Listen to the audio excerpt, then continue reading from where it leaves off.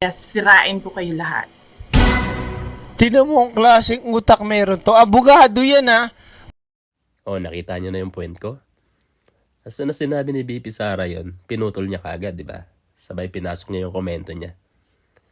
Ngayong wala na siya sa poder ng administrasyon, tila mas malaya nang nagsasalita ang vice-presidente na kahapon lang naglabas ng kanyang mga puna laban sa gobyerno. Para sa vice, bato-bato sa langit, tamaan, huwag magalit. Kung sino yung nakikita ninyo nagre-react publicly and privately sa mga sinasabi ko, yan yung mga tao na natatamaan sa mga sinabi ko sa statements ko kahapon. Yung hindi tapat sa serbisyo, hindi tapat sa kanilang trabaho, at hindi tapat sa pagsisilbi sa tabayan. Yung frustration ko as a Vice President and as a Filipino sa mga nangyayari or naririnig natin sa ating gobyerno, nilabas ko. Sinabi ko naman noon, di ba, hindi ako gumagalaw para sa administrasyon, hindi ako gumagalaw para sa oposisyon, hindi politika, kundi para sa bayan. Ito lahat ng threat sa power mo, sisirain mo talaga. Dito kung mapapansin nyo, no, yung pinakaunang bungad talaga ng video ng vlogger na to, talagang halatadong inedit, pinutol, para yung pinaka-intro niya talaga ay very captivating, no? Talagang makaka-capture ka kapag narinig mo yung sinabi ng Vice Presidente. Pero dapat, kapag mag-deliver ka ng mensahe, lalong-lalo na sa mga kababayan nating Pilipino na mahilig sumubaybay sa nangyayari sa ating gobyerno, dapat sa intro pa lang, ihahatid mo yung tama. Kasi nga, nasusulat sa Biblia, di ba? Dapat matuto kang sumagot ng oo or hindi. Kung may sinabi sa yung ganito, tapos i-deliver mo ng iba, mali na yun. Doon pa lang mali na kaagad, di ba? So, pakinggan natin sinabi nito. It's very obvious. Sa lahat ng naririnig mo, nakikita mo na ginagawa, ang motibo dyan is ayaw ko na bumaba sa akin na ito forever. Di ba? Napansin niyo yung video? Sa umpisa pa lang sinabi ko na sa inyo Kapag narinig mo to, talagang mapapawaw ka talaga. Wow, sinabi ni BP Sara yun. Hindi ko yata matanggap kung talagang followers ka ni BP Sara, di ba?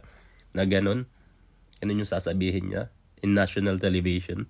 I don't think so na tama yung sinasabi niya, di ba? Pero kung pakikinggan mo kung bakit niya sinagot to, at bakit niya sinabi itong mga sagot na to, dapat sa umpisa pa lang ng video na to, ipinakita ng vlogger na to kung bakit nasabi ni BP Sara to, di ba? Sirain ko kayo lahat. Tinan mo ang klaseng utak meron to. Abogado yan ha. Nakita niyo na yung point ko? As soon as sinabi ni BP Sara yun, pinutol niya kaagad, di ba? Sabay pinasok niya yung komento niya. Tingin niyo ba tama itong pinagsasabi ng tao na to? Anong say niyo sa say ko, di ba? So, gusto ko marinig yung mga opinion niyo. Kasi para sa akin, parang maling-mali yung gustong ihatid ng vlogger na to sa mga tao, di ba? Ang pinaka-point dito na gusto niyang ibalita sa mga tao is naninira lang si BP Sara sa Administrasyong Marcos. Which is, hindi ko nakikita ang ganun, no? Kasi yung umpisa pa lang, for the first 2 years, talagang nakisama si BP Sara kay Marcos, no? Sa administration niya. Hanggang sa, syempre, bilang secretary ka ng DepEd, dapat meron kang budget na sapat para magawa mo yung mga plano mo or your future vision mo para sa education, sa ikakabuti ng mga estudyante ng Pilipinas. Pero kung gigipitin ka mismo ng administrasyon sa pamagitan ng pagbabawas ng budget mo, paano mo maide-deliver sa mga kababayan nating mga mag-aaral, sa mga guro, ang kaginhawaan na gusto mong mangyari? Di ba? Imagine parang ikaw bilang anak ka ng magulang mo, tapos may pupuntahan kang field trip. Tapos alam mo, for example, yung field trip, gagastos ka ng 20,000. Tapos babudgetan ka lang ng 5,000. Sa tingin mo, maluwag sa pakiramdam mo yun? Siyempre hindi, di ba? Mahirap yun. So, kailangan natin na ilagay natin yung situation natin sa isang namumuno, no? Gaya ni BP Sara, namumuno sa DepEd, kung paano niya pagagalawin yun ng maayos, which is hindi naiintindihan yun ng marami. Ang hindi ko lang magets talaga, maraming pumafollow sa mga ganitong klaseng vlogger na hindi ko alam kung magkapareho yung mga utak nila, no?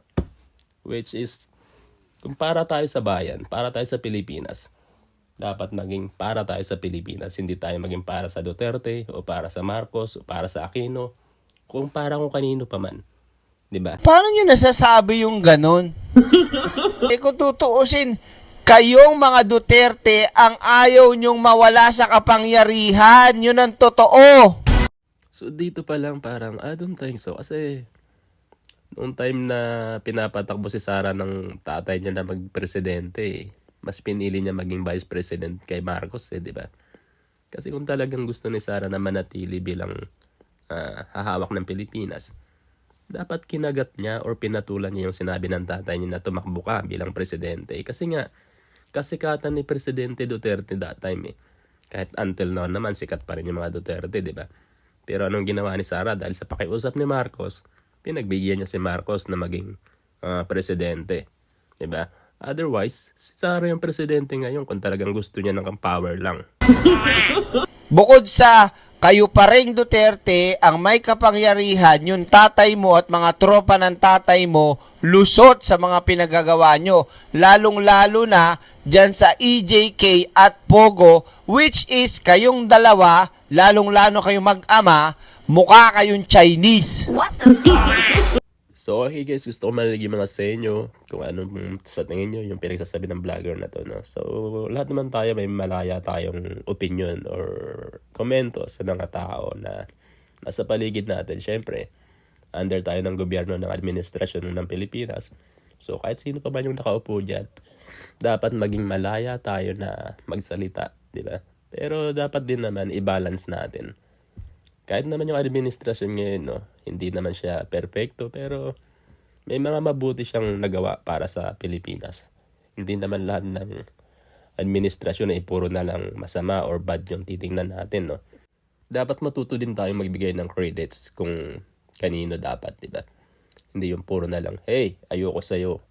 Nakikita mo na lang lagi sa kanya dahil ayaw mo sa kanya, puro na lang mali. Parang katulad ng vlogger na to, di ba? So, wala tayong magawa pag ganyan mag-isip yung mga kababayan natin. Pero sana yung pinaka-mindset natin is towards one goal. Ano yung goal natin?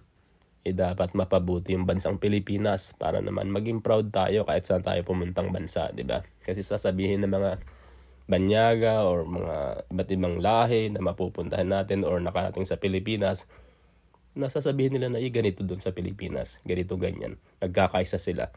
Talagang gusto nilang umunlad yung bansa nila, di ba? Hindi yung, ganito sa Pilipinas, talamak yung korupsyon, talamak yung mentality crab, kung ano-ano na hindi pa rin nababago sa panahon natin. No?